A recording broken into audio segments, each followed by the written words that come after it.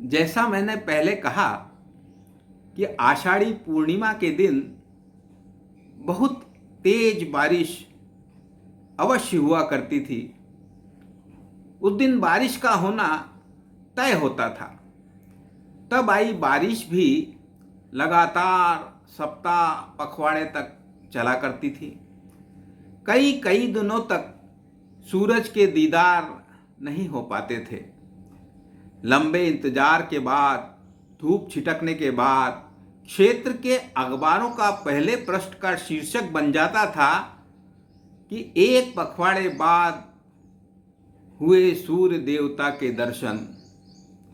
पुरानी पीढ़ी के पाठक और श्रोता जानते होंगे कि कोई 35, 40, 50 बरस पहले ऐसी हेडलाइन अखबारों में अवश्य हुआ करती थी। पर्यावरण का संतुलन अब इस तरह गड़बड़ा गया है कि नए बच्चों को तो शायद याद ही नहीं रहेगा कि कभी लंबे समय तक बादल छाए रहते थे और बूंदों का सितार मन को कई दिनों तक झंकृत करता रहता था। अब तो खंड वर्षा होती है या फिर अचानक बादल फाड़ कर बरसे, कहर से तबाही का मंजर होता है। बहरहाल आज भी बरसात का मौसम आते ही हमारा मन जैसे भीगा भीगा सा होने लगता है। ऐसे में मुझे अपने कच्चे पक्के बचपन के दिन बहुत तीव्रता से याद आने लगते हैं। बिल्कुल अभी अभी की बात लगती है जब तेज बरसात के बाद हमारे मोहल्ले की गली में पानी ऐसे बहता था जैसे कोई छोटी मोटी नदी बह रही हो।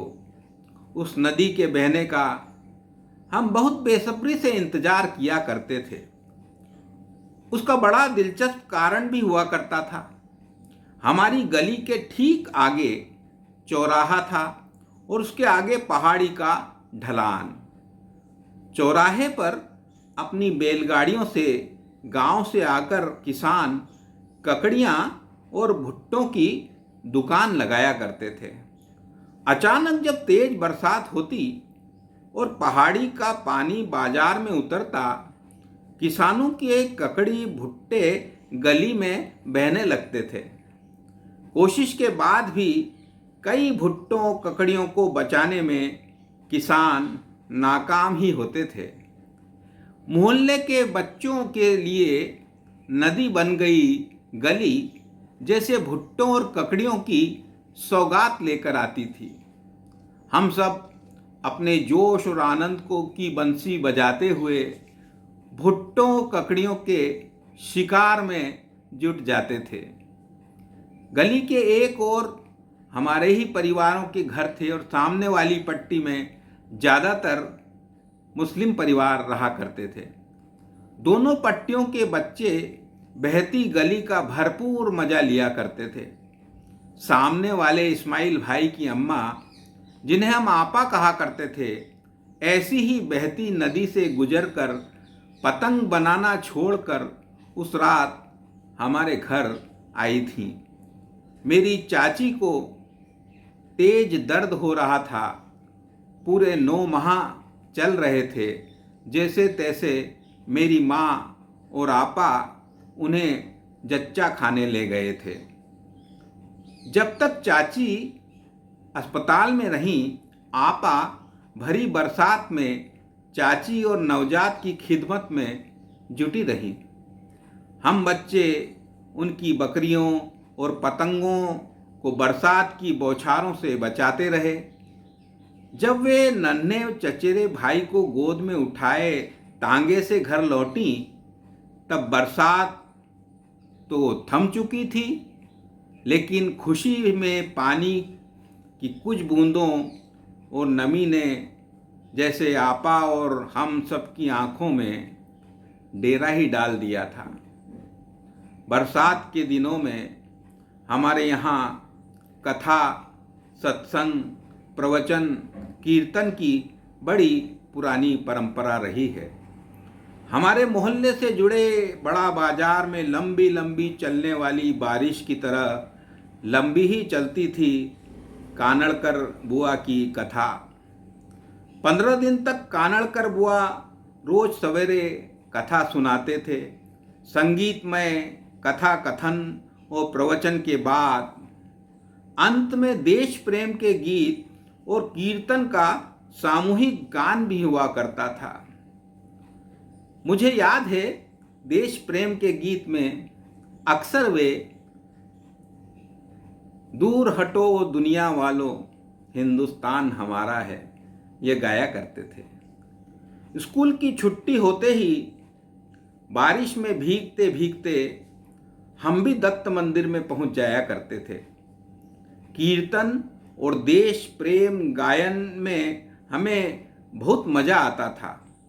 कभी कभी जल्दी पहुंच जाते तो बुआ को कथा सुनते हुए भी देख लेते।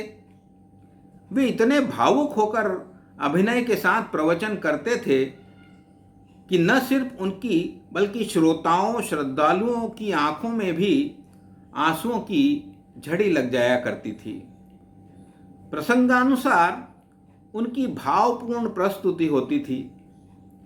बाहर बारिश होती थी और भीतर बुआ संवेदनाओं की बारिश करवा दिया करते थे। सब कुछ भीग भीग जाता था। हमारा लालच तो वस्तुतः आखिर में वितरित होने वाला प्रसाद ही होता था। अद्भुत स्वाद वाले उस विशेष प्रसाद को गोपाल काला कहते थे। ज्वार की धानी को दही में मथ कर वह बनाया जाता था, जिसमें नमक, हरी मिर्च, अदरक व हरे धनिये का स्वाद समाहित होता था। दोना भरकर मिलने वाले इस प्रसाद का स्वाद आज भी जबान पर कायम है। आज जब इसकी रेसिपी इंटरनेट पर यहाँ आप सबसे साझा करने के लिए ढूंढना चाहूँ तो मिल जाएगी। मैंने ढूंढी तो वहाँ दही पोहा गोपाल काला जरूर मिल गया। लेकिन अफसोस है, ज्वार की धानी से बना दत्त मंदिर वाला वह अद्वितीय प्रसाद मिल नहीं सका। बरसात होते ही अलग अलग तरह की पकौड़ियाँ घर में बनती हैं, लेकिन मेरा मन उस दौरान स्मृतियों की झड़ी के बीच बचपन के उस गोपाल काला की ख्वाहिश के लिए लगातार अंदर से भीगता रहता है। बहुत बहुत धन्यवाद।